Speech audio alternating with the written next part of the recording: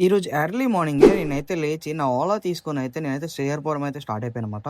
So, ఎందుకు start అయ్యాననేది ఏం కాదు. ఒక కస్టమర్ అయితే మనకైతే కాల్ చేయడం జరిగింది.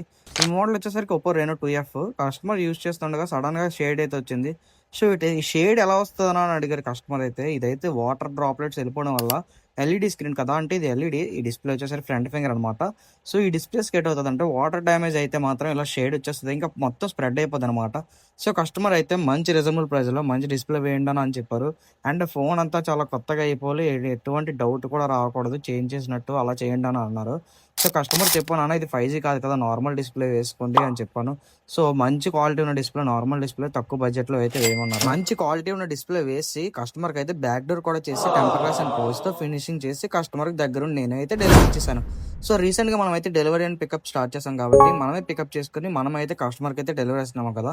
మరి ఇంకెందుకు లేటు? మీ దగ్గర ఎలాంటి మొబైల్ రిపేర్స్ ఉన్నా మీకు టైం లేకపోయినా సరే మేము వచ్చి పికప్ చేసుకొని రిపేర్ చేస్తాం. మీకు ఆఫీస్ ఉండి టైం లేకపోతే మన డిస్క్రిప్షన్‌లో నంబర్‌కయితే కాల్ చేసి పికప్ అండ్ డెలివరీని అయితే ఐ మీన్ లోకల్‌లో ఉన్న వాళ్ళకైతే వితౌట్ ఎనీ చార్జెస్ అయితే మన దగ్గర అయితే పికప్ అండ్ డెలివరీ అయితే అవైలబుల్‌గా ఉందన్నమాట.